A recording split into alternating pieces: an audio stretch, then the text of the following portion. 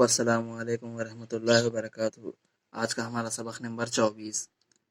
کسی چھوٹے سے تالاب میں ایک کچھوے اور 2 بگلے رہتے تھے۔ ان تینوں میں بڑی دوستی تھی۔ ایک سال بارش کم ہوئی اور تالاب کا پانی سوکھنے لگا تو کچھوے کو فکر پیدا ہوئی۔ اس نے بگلو سے کہا، بھائی، اگر سب پانی سوکھ گیا تو تم تو کسی اور تالاب کو چلے جاؤ گے، لیکن میں کیا کروں گا؟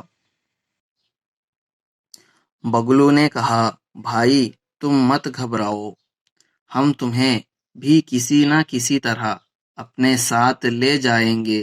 جب تالاب کا پانی سوکھ گیا، وہ برابر کے کھیت میں سے ایک لکڑی لے آئے اور کچھوے سے کہا، تم اس لکڑی کو اپنے منہ میں پکڑ لو، ہم دونوں تمہیں اڑا لے جائیں گے۔